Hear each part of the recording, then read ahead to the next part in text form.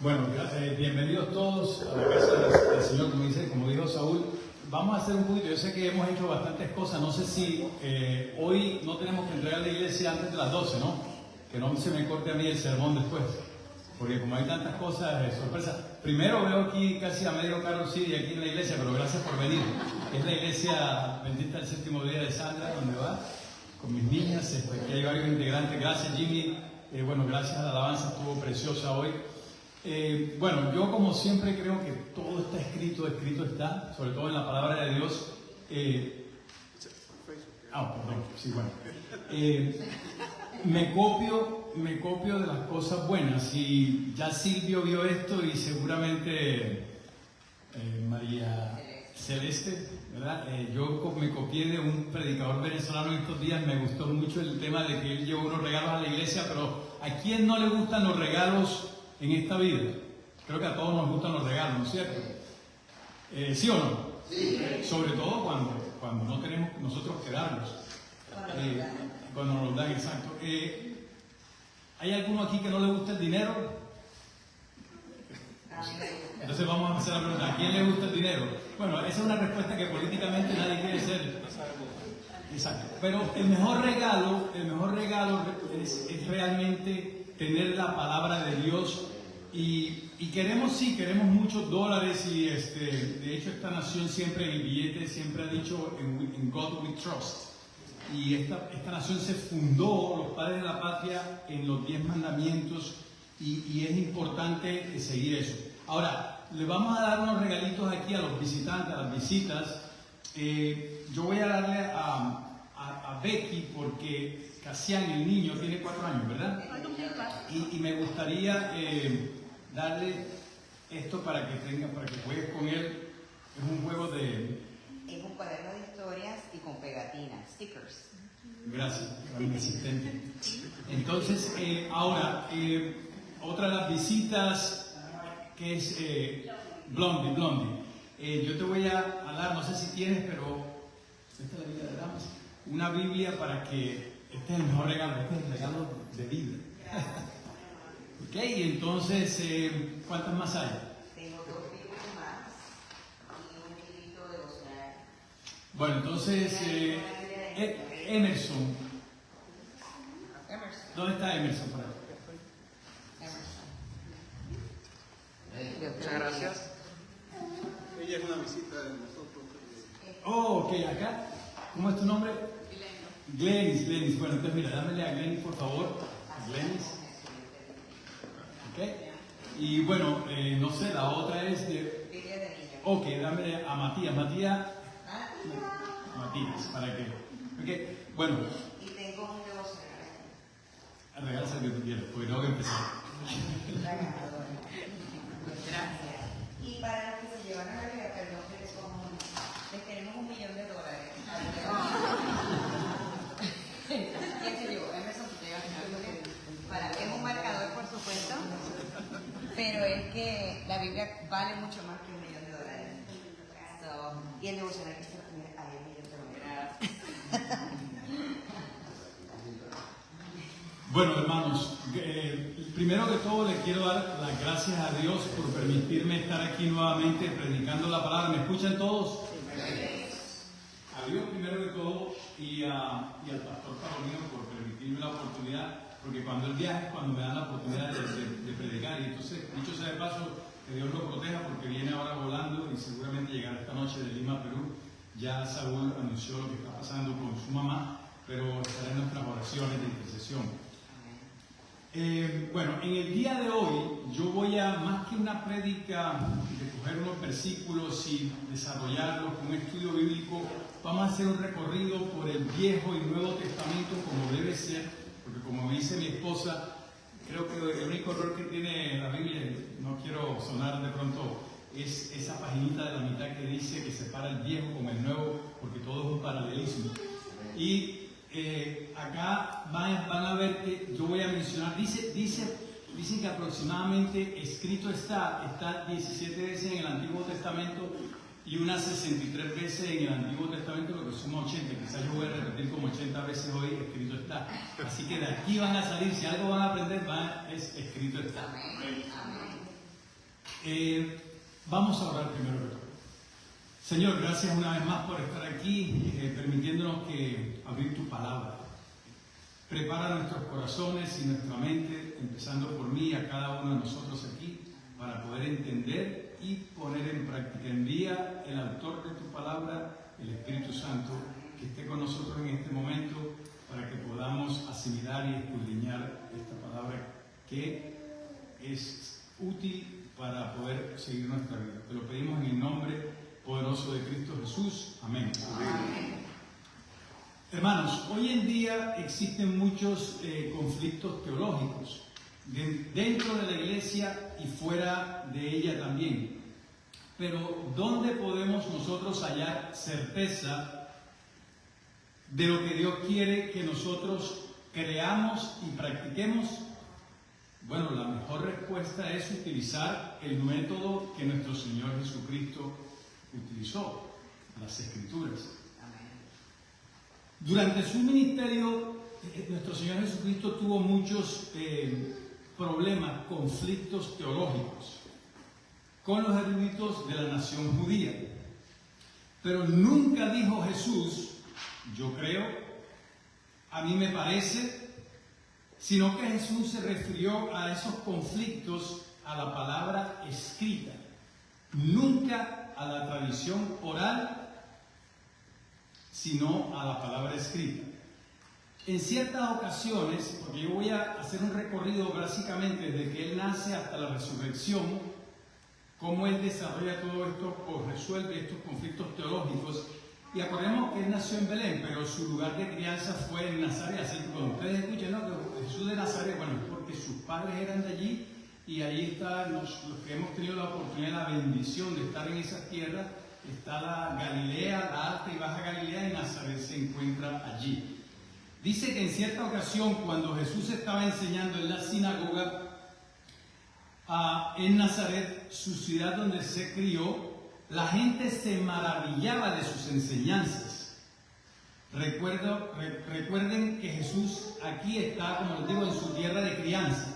Entonces vamos a leer este pasaje que dice Mateo 13, 53 al 57, pero el 53 dice: aconteció que cuando terminó Jesús estas parábolas se fue de allí, el siguiente Ricky, y venido a su tierra les enseñaba en la sinagoga de ellos, de tal manera que se maravillaban y decían: ¿de dónde tiene esta sabiduría y estos milagros? Siguiente.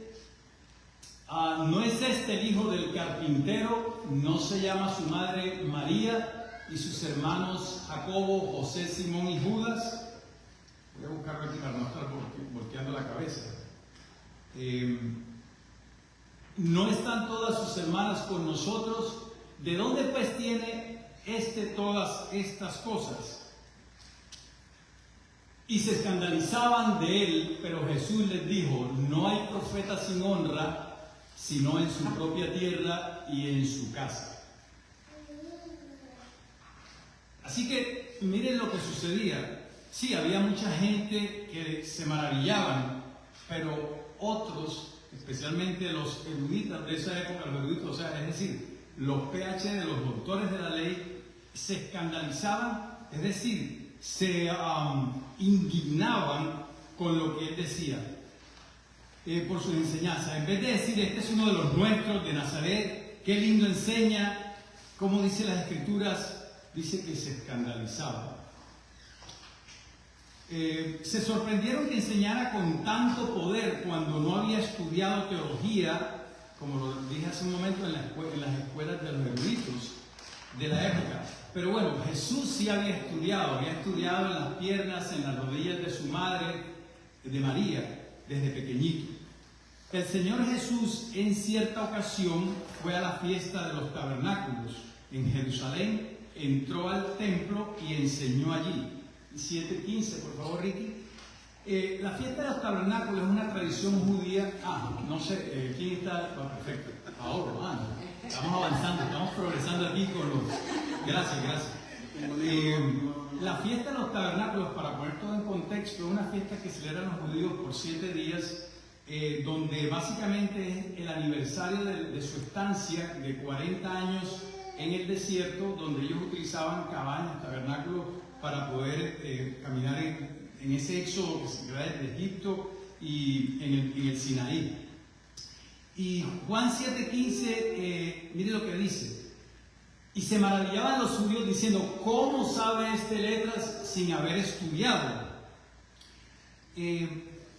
Bueno, como lo dije, él sí había estudiado y había estudiado con su madre, pero no había logrado ese título, por decir así, universitario, ¿no? De los rabinos que toman muchos años. Y estando en medio de esa fiesta de los tabernáculos, dice que mandaron a los alguaciles, mandaron a los alguaciles de la nación a arrestar a Jesús, los mismos eruditos, los mismos maestros, porque el pueblo estaba con él y el pueblo apreciaba sus enseñanzas. Es el 31, perfecto. Y muchos de la multitud creyeron en él y decían, el Cristo cuando venga hará más señales que la que éste hace. Versículo 32, los fariseos oyeron a la gente que murmuraba de él estas cosas, y los principales sacerdotes y los fariseos enviaron alguaciles para que les prendiesen. Es decir, este hombre estaba arrastrando al pueblo. Muchos están creyendo en él y por lo tanto cuestionando nuestra autoridad y nuestras tradiciones. Yo siempre cuando converso con Sandra dice, les estaba tumbando el kiosco a los hombres, porque la gente venía a los fariseos y Jesús invirtió el orden, él iba a la gente. Entonces, y sobre todo pues de la manera que él. Así que regresaron los alguaciles a los líderes judíos y miren lo que les dijeron en Juan 7:45. Dice, los alguaciles vinieron a los principales sacerdotes, a los fariseos, y esto les dijeron, ¿por qué no le habéis traído? Dice el 46 que ellos respondieron, los alguaciles, dice, jamás hombre alguno ha hablado como este hombre. Es decir, este hombre enseña como nunca antes hemos oído. Y durante el ministerio de Jesús, los expertos siempre estaban preguntándose, ¿de dónde sacaste tú la autoridad para enseñar si tú no tienes un título? Le decían, tú no conoces las tradiciones judías, que dicho sea de paso, sí las conocía, pero no las citaba, porque él se ceñía a la versión escrita. Tú no enseñas lo que los rabinos escribieron, tú no tienes autoridad para enseñar. Así que él siempre citaba las escrituras, el Antiguo Testamento. Nunca los eruditos, nunca las tradiciones que pasaban de generación en generación, desde Moisés hacia adelante. Noten lo que dice la Biblia en su visita al templo cuando solo tenía 12 años. Y esto aquí yo voy a parafrasearlo porque es un poco largo. Recuerden que todos los años por costumbre pues subían a Jerusalén al Pentecostés, y allí Jesús a los 12 años, todo el mundo sabe la historia, se mete al templo y se pone a conversar con los rabinos. Y de regreso María y José hacia Nazaret, pues ellos pensaban que el muchachito estaba con los primos, con los hermanos, etc. Y cuando llegan a Nazaret se dan cuenta que Jesús no estaba. Y tuvieron que regresar a Jerusalén a buscarlo. Y dice la Biblia en el capítulo de Lucas capítulo 12 y en el versículo 48 dice, hijo, imagínense, no se vuelve loco, se le desaparece un muchacho por unas horas y dice, hijo, ¿por qué nos has hecho así? Te hemos buscado con angustia.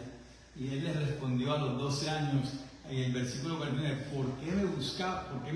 Y no sabías que en los negocios de mi padre me es necesario estar, mas ellos no entendieron. Cuando hemos estado en los estudios de nosotros los martes, recuerden que muchas veces yo he traído a colación de que en varias citas decía que María guardaba todo en su corazón, porque había cosas que María no entendía, pero sabía que había un propósito. Hablemos un poco de las tentaciones y de las preguntas capciosas de la época. Desde un principio Jesús marcó la pauta de cómo iba a enfrentar a esa oposición. Vayamos por favor a Mateo 4, perfecto ahí, gracias Pablo. Cuando Satanás tentó 3 veces en el desierto, cada vez Jesús respondió, escrito está. No dijo, a mí me parece, yo no sé, esto es lo que se dice, esta es la apariencia, dijo escrito está. Les dije que iban a escuchar esta palabra varias veces. Así que en Mateo, vayamos a Mateo 4, 3 al 10, dice a las escrituras para resolver todo conflicto de Satanás y los eruditos. Tentación, la primera tentación. Y vino el tentador y le dijo, si eres hijo de Dios, di que estas piedras se conviertan en pan. Acuérdense que Jesús había ayunado por 40 días y 40 noches. Y él respondió, versículo 4, escrito está, no solo de pan vive el hombre, sino de la palabra que sale de la boca de Dios. Jorge, te voy a pedir por favor que me leas Deuteronomio 8.3, porque tenemos la idea de que en ese tiempo, a ver, porque yo siempre digo, el Nuevo Testamento primero no es tan nuevo, ¿verdad? Es unos tantos miles de años, son años después que pasan, pero para nosotros se requirió que pasaran miles de años.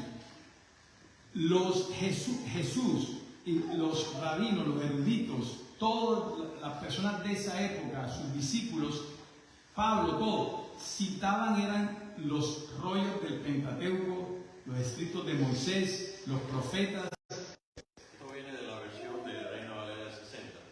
Y te afligió y te hizo tener hambre y te sustentó con maná, comida que no conocías tú, ni tus padres la habían conocido, para hacerte saber que no solo de pan vivirá el hombre, mas de todo lo que sale de la boca vivirá el hombre. Gracias, Jorge. Es decir, está citando Deuteronomios, el quinto libro del Pentateuco, donde dice eso, que cuando llueve maná dice, no solo de pan vive el hombre, sino de todo lo que sale de la boca de Dios. Segunda tentación, versículo 5. Entonces el diablo, oye Pablo, ¿estás? Gracias. El diablo lo llevó a la santa ciudad y le puso sobre el pináculo del templo y le dijo, si eres hijo de Dios, échate abajo, porque escrito está, a sus ángeles mandará cerca de ti y en sus manos te sostendrá para que no tropieces con tu pie en piedra. Lo que estaba citando era el Salmo 91, versículo 11 al 12. Repítemelo, por favor. De la Biblia de las Américas dice, pues Él dará órdenes a sus ángeles acerca de ti, para que te guarden en todos tus caminos. En sus manos te llevará para que tu pie no tropiece en piedra. Ok, allí Carlitos, por eso es que tenemos que escudriñar las escrituras súper bien, porque fíjense que Carlito lee el Salmo 91, 11, 12 completo, pero si ustedes se van de donde estamos leyendo, de Mateo 4, cuando él le dice esa tentación, le dice, si eres el Hijo de Dios, échate abajo. Si pueden abrir sus Biblias, en el capítulo 4, versículos 6 y 7, dice, les dijo, si eres Dios, échate abajo, porque escrito está, a sus ángeles mandará acerca de ti, y se salta una línea del Salmo 91:11, el diablo. Acuérdense que el diablo conoce las escrituras quizás mejor que nosotros, conoce a Dios, sabe que es el Hijo de Dios. Dice, a sus ángeles mandará cerca de ti y en sus manos te sostendrán para que no tropieces con tu pie en piedra. Pero se saltó donde decía que te guarde en todos tus caminos. Eso lo omitió el diablo. Pero Satanás estaba olvidando eso y dejó una porción por fuera que no citó, y es la que les acabo de decir, que te guarde en tus caminos. Es decir, mientras Jesús caminaba en los caminos de Dios, ¿qué pasaba? Iba a ser preservado. ¿Por qué? Porque Él no desobedeció las escrituras. Es decir, no podemos reclamar las promesas cuando estamos en pecado. Es el pecado que se conoce como presunción. Reclamar las promesas de Dios en desobediencia. Querer la gloria sin méritos o querer obtener el perdón sin arrepentimiento. Es decir, es como cuando Sandra y yo vamos para Gate, Dios mío, protégeme, y ella le mete a 100 en el carro, ¿verdad? O por ejemplo, las niñas, o de pronto vamos a decir, Dios mío, ayúdame en el examen y no estudiar. Es decir, voy a poner un ejemplo ahí. Así que en la tercera tentación dice, escrito está, que es el versículo 7, escrito está también, no tentarás al Señor tu Dios. Y eso también está en Deuteronomio 6:16. O sea, Jesús estaba en todo momento, escrito está, citando el Viejo Testamento. Otra vez lo llevó el diablo a un monte muy alto y le mostró todos los reinos del mundo y la gloria de ellos y le dijo, todo esto te daré si postrado me adorares. Entonces Jesús le dijo, vete Satanás, porque escrito está, al Señor tu Dios adorarás y solo a Él servirás. Ingrid, léeme Deuteronomio 6:13, le estaba citando Deuteronomio 6:13 y Deuteronomio 10:20, pero solamente Ingrid me va a leer uno de los dos porque dice lo mismo. A Jehová tu Dios temerás, y a Él solo servirás, y por su nombre jurarás. Ahora, ¿se dan cuenta por qué es importante saber el Viejo Testamento? Porque todos ellos lo citaban era del Antiguo Testamento. Nuevamente, Jesús citó las Escrituras como su fuente de autoridad. Ok, perfecto. Miren esta foto. Esta foto es una sinagoga. Quiero que la vean porque es una sinagoga que representa lo que era de esos tiempos. Cuando dice, leyó del libro, realmente leían de los rollos escritos de Isaías, de los profetas. Aquí está el pastor Palomino y este era ese momento cuando hicimos ese tour para que tuvieran, para ponerlos en contexto. Entonces, vamos a hablar ahora, precisamente por eso puse la foto de la sinagoga, para mostrar cómo comenzó su ministerio, cómo autenticó su identidad como Mesías. Vamos a Germán, por favor, me vas a leer Lucas capítulo 4, del 14 al 19, y básicamente le está citando Isaías 61, del 1 al 2. Y Jesús volvió en el poder del Espíritu a Galilea, y se difundió su fama por toda la tierra de alrededor, y enseñaba en las sinagogas de ellos, y era glorificado por todos.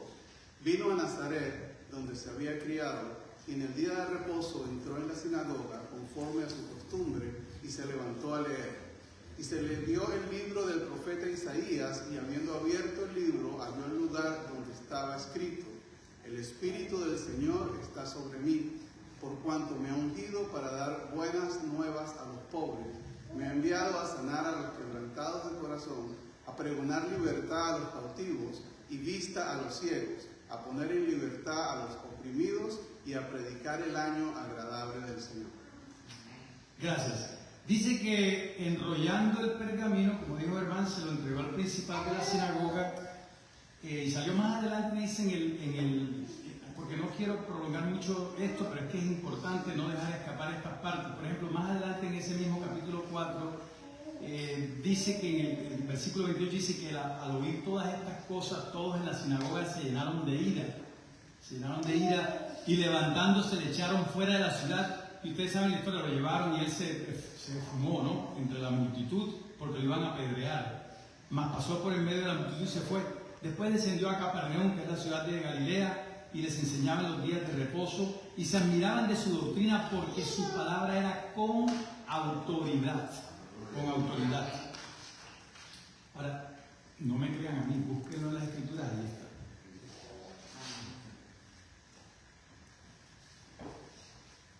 Cuando él dijo, que leyó Isaías, hoy se ha cumplido esta escritura delante de vosotros, no dijo él, fíjense en los milagros que yo hago, las cosas bonitas que yo digo, y eso demuestra que yo soy el Mesías. No. Jesús autenticó su identidad como Mesías apelando a las Escrituras.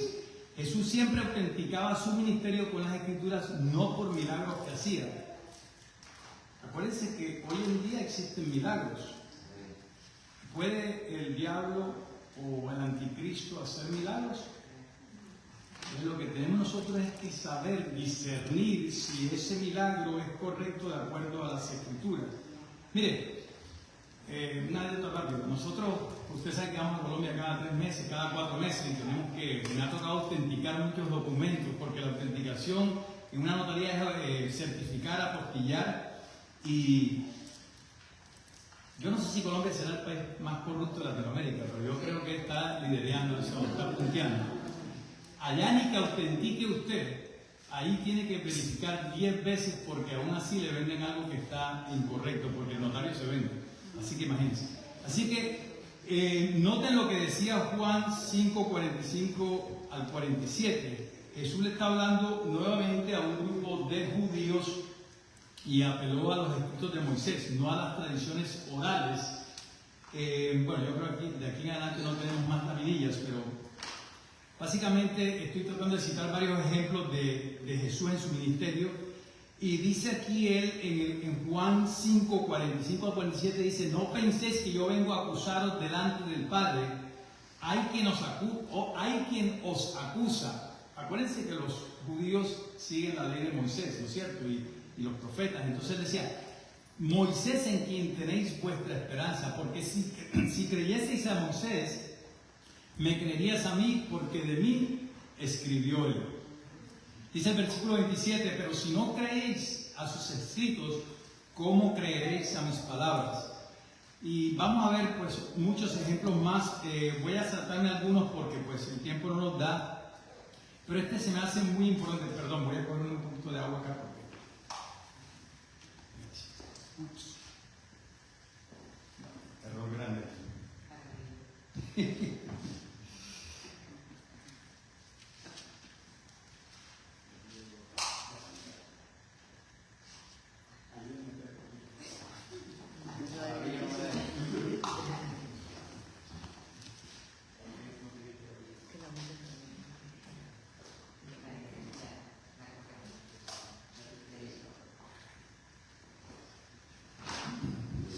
¿Me escuchan bien ahí? Gracias, hermano. Quiero que abran sus Biblias, por favor, cuando puedan, en Lucas 10, del 25 al 28. Este pasaje es muy importante. Hermano, discúlpeme que me tarde un poquito, pero es que esto es sumamente importante y vamos a escudriñar bien las Escrituras. Dice que en cierta ocasión vino un erudito a Jesús y le hizo una pregunta capciosa, malintencionada. Era una treta, no era una pregunta sincera. Pero Jesús se la devolvió. Y le pregunta: maestro, dice Lucas capítulo 10, versículo 25, dice: maestro, ¿haciendo qué cosa heredaré la vida eterna? Él le dijo, o sea, Jesús le dice ¿qué está escrito en la ley? O sea, él le devuelve la pregunta: ¿qué está escrito en la ley? ¿Cómo lees? Y aquí quiero hacer un paréntesis porque ¿por qué hay que saber leer? Porque tenemos que entender que una cosa es la interpretación, la cual es la cual fue lo que el escritor en ese momento quería decir o quería que el lector entendiera, y otra cosa es la aplicación, que pueden ser muchas. Entonces, por eso es que es importante cuando uno lee y estudia, leer comentarios bíblicos y leer varias versiones. Pero volvamos al texto. El 27 dice: aquel respondiendo dijo: amarás al Señor tu Dios con todo tu corazón, con toda tu alma y con todas tus fuerzas, y con toda tu mente, y a tu prójimo como a ti mismo. Y le dijo: bien has respondido, haz esto y vivirás. Ahora, necesito que por favor Melixa, básicamente le estaba citando Levíticos 19, capítulo 19, versículo 18. Levítico, el tercer libro del Pentateuco. Génesis, Éxodo, Levíticos, Números y Deuteronomio, exactamente. Dice así: Escuchen. no te vengarás ni guardarás rencor a los hijos de tu pueblo, sino amarás a tu prójimo como a ti mismo. Yo, Jehová. Está en Levítico 19, 18, ¿cierto? Y le dijo: bien ha respondido, haz esto y vivirás. Estaba citando Levítico 18, 5. Entonces, ¿qué pasa entonces? ¿Por qué cuando leemos un nuevo mandamiento, os doy que os améis? Por favor, ¿a quién fue que le dije que me leyera Juan 13:34? ¿Aquí? A mí. Perdón. Fue a ti. Bueno, perdón, Melissa. Sorry. ¿Qué dice Juan 13:34? Dice, un mandamiento nuevo os doy, que os améis unos a otros, como yo os he amado. Os he que amado. también os améis unos a otros. Ok, perdón, Melissa, es que ya se me había olvidado que se lo había dado así. Bueno, ¿qué quiero decir con esto? Que realmente cuando en Juan 13:34 el Señor les dice un nuevo mandamiento os doy, realmente no era tan nuevo porque estaba en Levítico 19:18. Entonces, ¿qué es lo que hay de nuevo allí? ¿Qué es lo que hay de nuevo allí? Como yo os he amado. Hermanos, no, la vara es demasiado alta. Es que eso lo conversé yo con Alejandrito ya cuando estaba en Gainesville. Mire, mientras que en el Antiguo Testamento leemos amarás a tu prójimo como a ti mismo, que está en Levítico 18, lo que Jesús nos manda es amar al prójimo como Él nos amó. Mire, aquí podemos leer de los eruditos, de este hombre. Es que yo creo que ninguno podemos amar como Él nos amó. Sencillamente lo que le pedimos en su inmensa misericordia y gracia es que nos enseñe a mejorar día a día para acercarnos un poquito más a Él. Yo le pido perdón a mi esposa, a mis hijas todos los días. No puedo decirlo aquí porque no sé la palabra, pero fallo todos los días. Y todos fallamos, pero es el único que nos puede hacer un poco más cercano a Él, es nuestro Señor Jesucristo. Y fíjense cómo Él dice en Juan 13:35, en esto conocerán todos que sois mis discípulos si tuvierais amor los unos con los otros. O sea, hermanos, la vara es demasiado alta, pero este señor, erudito que le hizo esa pregunta capciosa, después más adelante le dice, y entonces, ¿quién es mi prójimo? Y bueno, ya ustedes conocen la historia del samaritano, y no lo voy a repetir aquí porque es muy larga, y dice, ve tú y haz lo mismo, ¿verdad? Entonces, claro, es impresionante. Me voy a saltar algunos otros ejemplos porque obviamente no alcanza el tiempo, pero sí es importante. Otra historia, por ejemplo, que se me hace a mí muy importante, es la que ustedes conocen, la de los obreros de la viña, ¿no?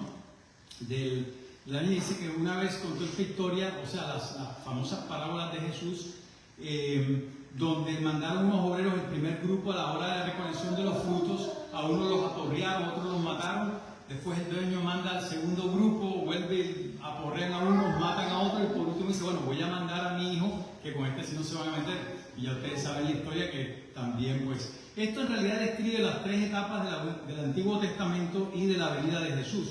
Los primeros obreros que fueron mandados comprenden entre la salida de Egipto y lo que fue el cautiverio babilónico. En la segunda envío de obreros comprende el regreso o del cautiverio babilónico hacia la venida de Jesús, y el último, que es cuando manda el Hijo, es cuando Jesús llega a este mundo. Después de Jesús contar esa parábola que está en Mateo 21:40, le dice ese mismo, cuando venga pues el Señor de la viña, ¿qué hará aquellos labradores? Imagínense, las primeras 2 veces no dieron fruto. ¿Qué irán a hacer con el hijo? Ya todos sabemos la historia.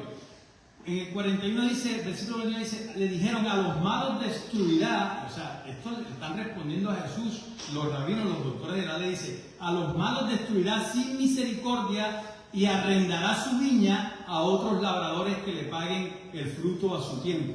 Y luego Jesús se va a citar las escrituras. Aquí siempre me acuerdo de Saúl porque es ingeniero.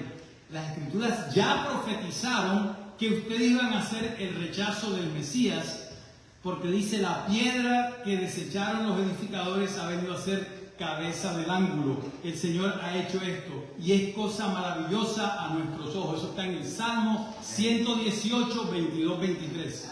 Aquí podríamos estar horas hablando de todas las citas que hizo el Señor Jesucristo, afirmando, escrito está. Pero obviamente no podemos tomarnos todo este tiempo. pero vamos a terminar con lo que es la resurrección de Jesús, porque fíjense que hemos ido caminando a través de su adolescencia, su ministerio que fue alrededor de 3 años y medio, y ahora durante la resurrección.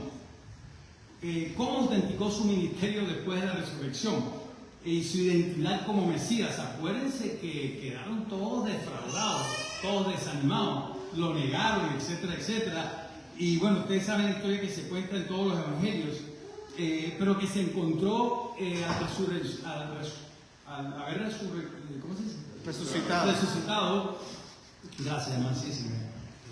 En el camino hacia Emaús, y donde habían dos personas en el camino hacia Emaús, y donde los seguidores habían quedado frustrados y decepcionados. Dice Lucas 24, capítulo 24, 25 al 27, dice el versículo 25, entonces les dijo: oh insensato, está hablando, parece que ni ellos se daban cuenta que era Jesús, porque iban todos ofuscados, y tardos de corazón para creer todo lo que los profetas han dicho. ¿No era necesario que el Cristo padeciera estas cosas y que entrara en su gloria? Y comenzando desde Moisés y siguiendo por todos los profetas, les declaraba en todas las escrituras de lo que de él decía. Es decir, estas 3 expresiones, Moisés, profetas y escrituras, son las 3 divisiones del Antiguo Testamento. Para los judíos, la Torá, que son los libros de Moisés, que ya el Pentateuco, que ya lo mencionamos, Génesis, Éxodos, Levíticos, Números y Deuteronomio, y después, por supuesto, están lo que llaman ellos los Nevi'im, que son los profetas, y los Ketuvim, que son los escritos sapiensales. Pero bueno, eso es para otra prédica. Es decir, Jesús estaba en todo momento refiriendo a que ya estaba escrito todo, pero ellos nunca lo entendieron. Así que utilizó esa autoridad para describir, y después que ellos se dan cuenta, dice la historia que ellos llegaron sus corazones encendidos, ¿no? Y él luego, esa misma noche, dice Jesús que se encontró con sus discípulos en el aposento alto.